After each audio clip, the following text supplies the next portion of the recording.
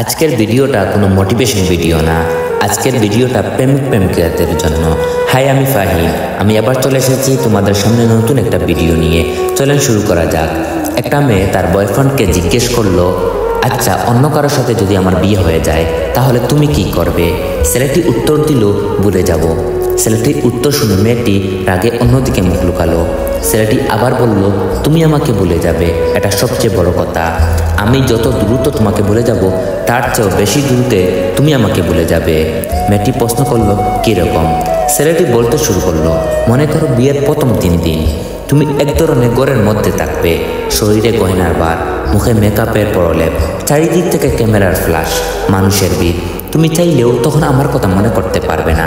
আমি তখন তোমার বিয়ের খবর পেয়ে হয়তো কোনো বন্ধুর সাথে উল্টাপাল্টা কিছু খেয়ে পরে থাকবো, আর একটু পর পর তোমাকে হৃদয়হীনা বলে গালি দিব।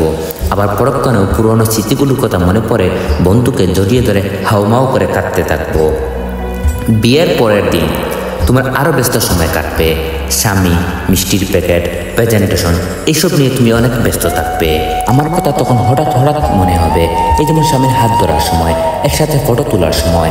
আমি তখন সন্ন্যসরা হয়ে ঘুরে বেড়াবো আর বন্ধুদেরকে বলবো, বুঝলি বন্ধু, জীবনে প্রেম ভালোবাসা বলে কিছু হয় না।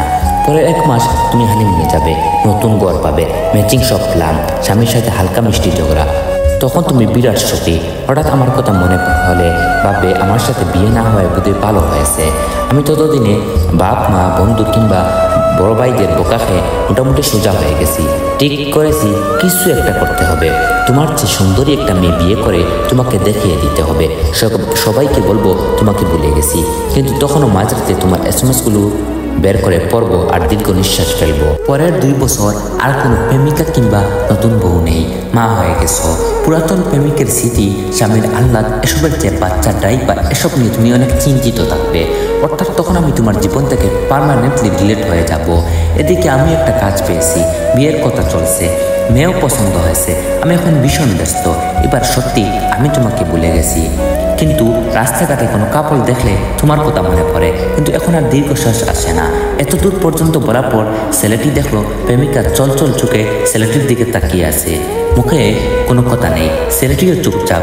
একটু পরে প্রেমিকা বলল, তবে কি এখানে সব শেষ?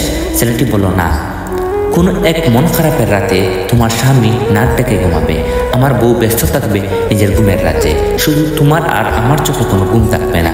সেদিন অতীত আমাদের দুজনকেই নিঃশব্দে কাটাবে। সৃষ্টিকর্তা ব্যতীত এই কান্নার কথা কেউ জানবে না। MD আবু ফাহিমের পক্ষ থেকে আমি ফাহিম। আর অবশ্যই কমেন্ট বক্সে আমাকে জানাও, এই গল্পটা কি সত্যি হয় নাকি এটা শুধুই গল্প।